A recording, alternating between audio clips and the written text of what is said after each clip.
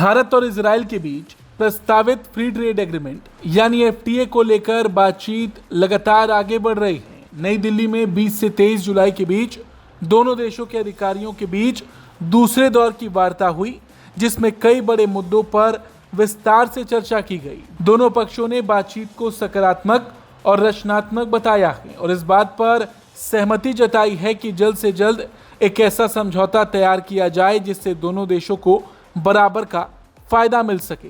Free trade agreement यानी ऐसा व्यापारिक समझौता जिसके तहत दो देश आपसी व्यापार पर लगने वाले कई तरह के शुल्क और बाधाओं को कम या खत्म करते हैं और इसका सीधा फायदा ये होता है कि दोनों देशों की कंपनियों के लिए एक दूसरे के बाजार में सामान बेचना आसान हो जाता है। इससे व्यापार बढ़ता है, निवेश आता है और रोजगार के नए अवसर भी पैदा होते हैं। नई दिल्ली में हुई बैठक में केवल सामान के आयात निर्यात की बातें नहीं हुई, बल्कि व्यापार से जुड़े लगभग हर बड़े क्षेत्र पर चर्चा की गई।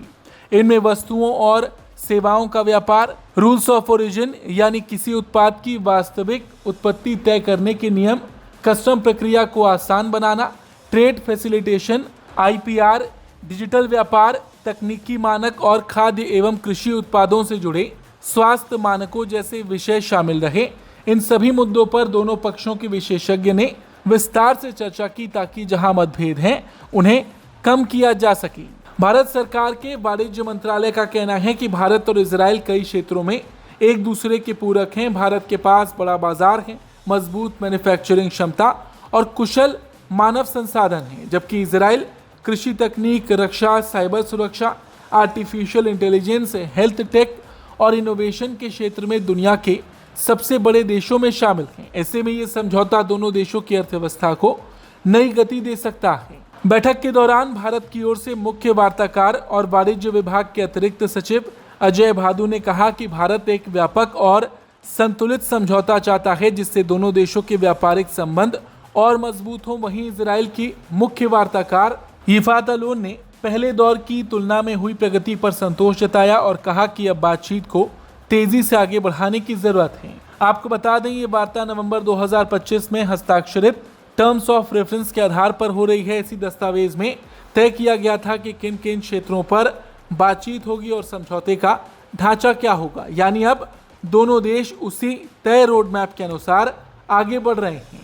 आपको बता दें, भारत और इजराइल के बीच व्यापार पहले से लगातार बढ़ रहा है। वित्त वर्ष 2025-26 में दोनों देशों के बीच कुल वस्तु व्यापार लगभग 3.93 अरब अमेरिकी डॉलर तक पहुंच गया। हालांकि दोनों सरकारों का मानना है कि ये क्षमता इससे कहीं ज़्यादा है। अगर एफटीए पर सहमति बन जाती है तो भारतीय दवाइयाँ, कपड़ा उद्योग, इंजीनियरिंग उत्पाद, आईटी सेवा और कृषि उत्पाद को इजराइल के बाजार में बेहतर पहुंच मिलेगी।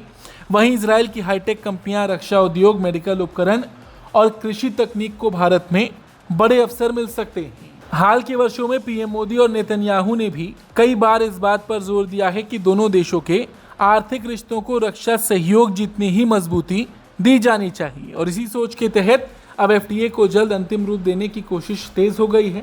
फिलहाल दूसरा दौर पूरा हो चुका है और दोनों देशों ने आगे भी बातचीत जारी रखने पर सहमति जताई है। जब तक सभी मुद्दों पर अंतिम सहमति नहीं बन जाती तब तक तकनीकी स्तर पर चर्चा जारी रहेगी और अगर ये समझौता सफलतापूर्वक पूरा हो जाता है तो ये भारत और इजराइल के आर्थिक संबंधों में एक नया अध्याय जोड़ सकता है और दोनों देशों के व्यापार, निवेश और तकनीकी सहयोग को नई ऊंचाइयों तक ले जा सकता है। Bureau report, Bharat.